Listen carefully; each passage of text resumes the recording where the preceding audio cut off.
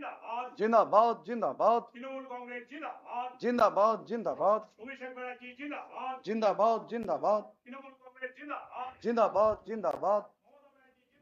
जिंदाबाद जिंदाबाद जिंदाबाद। Thank you.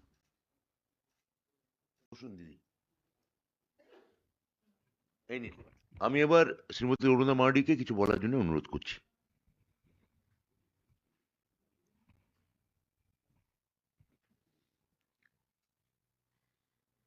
নমস্কার সবাইকে, আমার সাংবাদিক বন্ধুদের এবং আমার পাশে মাননীয়া ম্যাডাম আছেন, নামটা চট করে আসে না, বীরভা হাঁসদা স্যার আছেন বসে, প্রাপ্ত বসু মহাশয়, দুজনকেই আমার আন্তরিক অভিনন্দন।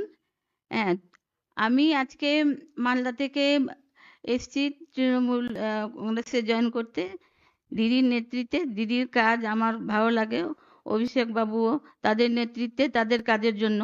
আমি এতদিন সিপিএম এর হয়েও কাজ করেছি, যদিও কোনো আমি মানে ফ্রন্ট পেজে কিংবা কোনো দায়িত্বে ছিলাম না, সেরকম মহিলা সমিতি করেছি, আপনার বিজেপির হয়েও কাজ করেছি। আজকে আমি কোনো জায়গা পাইনি সেখানে, যার জন্য আমি একটা মানে জায়গায় থেকে, ম্যাডাম বলেছেন যদিও, যে একটা জায়গায় থেকে আমি যাতে এসটি এসসিদের গ্রামগঞ্জে যে আপনার মহিলারা অবহেলিত, তারা কোনো রকম সুযোগ সুবিধা থেকে বঞ্চিত, তাদের জন্য আমি কাজ করতে চাই বলে আজকে আমি এই দলে যোগদান করলাম।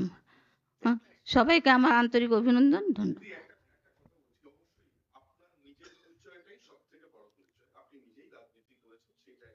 হ্যাঁ,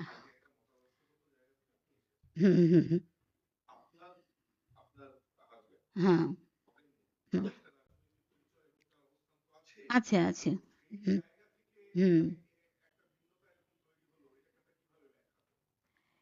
শুনুন, মানুষের সবারই একটা আলাদা আলাদা মত থাকে। উনি হয়তো বিজেপিতে গেছেন, ঠিকই আছে, উনি তো সিপিএম থেকেই গেছেন। আমারও ইচ্ছা, আমার ম্যাডামকে, মমতা ব্যানার্জিকে, অভিষেক ব্যানার্জির আমার কাজকর্ম ভালো লাগে, আর আমি ওই জন্য আমার মনের ইচ্ছা আমি কাজ করব। হ্যাঁ, সেটা হতেই পারে, একই পরিবারে দুইজন দুই দলের কাজ করে, সেটা হতেই পারে। হ্যাঁ, সেটা মানে নতুন কিছু নয়। আমার সাথে মতের অমিল রাজনৈতিকভাবে থাকতেই পারে। হ্যাঁ, শুনেন, যদি সেরকম পরিস্থিতি আসে নিশ্চয়ই আমি ওনাকেও জানাবো সেটা। হ্যাঁ, হ্যাঁ, নিশ্চয়ই উনিও হয়তো কোনোদিন না কোনোদিন, মানে কোনোদিন যদি সেরকম পরিস্থিতি হয় নিশ্চয়ই সাড়া দিবেন। হ্যাঁ, দেখুন, আমি প্রথমেই বলেছি কারো শরীরে যদি সত্যিকারের আদিবাসীর রক্ত আছে, তারা আর কিছু করুক, বিজেপি করবে না। আমি প্রথমে এটা বলেছি, এবং পরবর্তীকালে আমার মনে হয় যে আদিবাসী সম্প্রদায়ের মানুষকে যদি বাঁচতে হয় তাহলে বিজেপি ছাড়তে হবে। এবং সবথেকে যে বিজেপি তো চাই না কখনো আদিবাসীরা নিজের পায়ে দাঁড়াক। যদি সেটা চাই তো আমরা আমাদের ধর্মে, যখন বাচ্চারা ফর্ম ফিল আপ করে দেখবেন সেখানে সমস্ত সম্প্রদায়ের মানুষ নিজের ধর্মটা লিখতে পারে, কিন্তু আজ অবধি আদিবাসী সম্প্রদায়ে সেই ধর্ম লেখার জায়গাটাই দিল না। আমাদের রাজ্যের মাননীয় মুখ্যমন্ত্রী মমতা বন্দ্যোপাধ্যায়ের নির্দেশ মতো এবং ওনার অনুপ্রেরণায় আমরা বিধানসভায় সারি ধর্ম সারনা ধর্ম পাশ করেছি, কিন্তু কেন্দ্রের সরকার সেই স্বীকৃতিই দিতে চাইছে না। তো যারা আমাদের ধর্মটাকে বাঁচিয়ে রাখার জায়গা দিচ্ছে না, সেই দল করার তো কোনো মানে হয় না। আমি আবারও বলছি, যাদের গায়ে সত্যিকারের আদিবাসী রক্ত আছে তারা আর বিজেপি করবে না।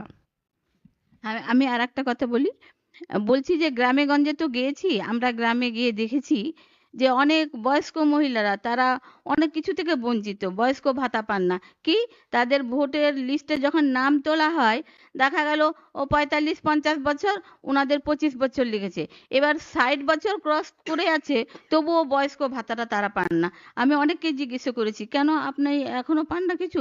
বলছে না, আমার বলে বয়সও হয়নি। তো এই যে তারপরে ওনারা, হ্যাঁ হ্যাঁ, তারপরে ওনারা ধরে নেন নিজেদের মনের কথা সবসময় মানে সেরকম ভাবে বলতে পারে না। অনেকেই তো আদিবাসী মানে বাংলা সেরকম ভাবে ভালো করে পরিষ্কারভাবে বুঝিয়ে বলতে পারে না, যার জন্য এইসব সমস্যাগুলো গ্রামে হতেই আছে নিয়ন্ত্রণ। ঠিক আছে, আজকের মতো। আর কোনো প্রশ্ন?